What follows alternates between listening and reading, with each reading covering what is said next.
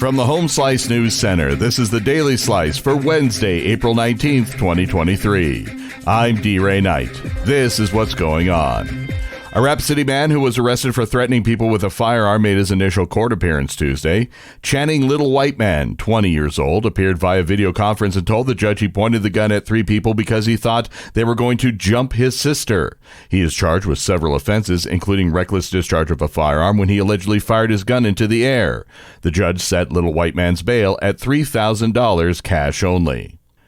It's going to be a little bit harder to find a parking space in downtown Rapid City. Amy Rose has the details. Amy. That's right, D-Ray. Downtown Rapid City will temporarily see fewer places to park as the downtown parking structure will close to vehicles on Sunday, April 30th. The closure will allow crews to start the next phase of the renovation that began in January. The phase will include concrete treatment for all levels and major structural renovations in the driving lanes, and the work is expected to wrap up sometime in mid-June. City officials say they will be working with permit parking holders prior to the closure to identify alternative parking.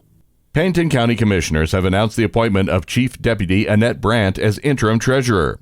She will fill the remainder of the current Pennington County Treasurer, Janet Saylor's term. Saylor is resigning effective May 31st. Her current term expires at the end of 2024. The Board of Commissioners on Tuesday thanked Saylor for her time, which includes 25 years as treasurer. Brant has been Chief Deputy for the past 15 years. In national and international news, House Speaker Kevin McCarthy is working furiously to build support for a Republican proposal that would raise the nation's debt limit. President Joe Biden wants the legal borrowing limit raised too, but he doesn't want the other part of McCarthy's demands, a limit on future federal spending increases to 1% a year. McCarthy is looking for negotiations with the White House, but Biden quickly batted down his bid as huge cuts to the programs hitting millions of Americans. The Republican leader's proposal has almost no chance in the Democrat-controlled Senate, and he still has to unite fractured House GOP factions to pass the legislation in the chamber they control. Fox News has settled the Dominion voting machine defamation lawsuit. How much was the settlement, Amy?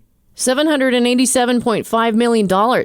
That's according to the voting machine company that sued the top cable news network. The settlement announced Tuesday avoids a trial that could have shed additional light on former President Donald Trump's election accusations, and it'll reveal more about how the right-leaning network operates and even redefine libel law in the U.S. Dominion Voting Systems originally sued Fox for $1.6 billion, claiming the news outlet repeatedly aired allegations that the company's voting machines were rigged against Trump in 2020, while knowing the accusations were untrue. The Supreme Court is deciding whether women will face restrictions in getting a drug used in the most common method of abortion in the U.S. while a lawsuit continues. The justices are expected to issue an order on Wednesday in a fast-moving case from Texas in which abortion opponents are seeking to roll back FDA approval of the drug mifepristone.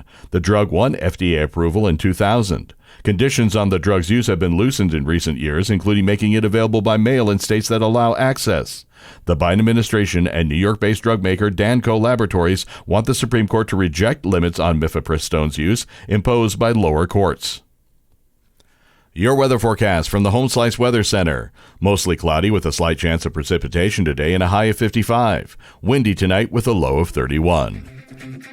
And that was your Daily Slice for Wednesday, April 19th, 2023. The Daily Slice is a production of Home Slice Media Group, hosted by D-Ray Knight with Amy Rose. Executive producer Mark Houston. Engineered by Chris Jacquez. I'm D-Ray Knight. Have a great day.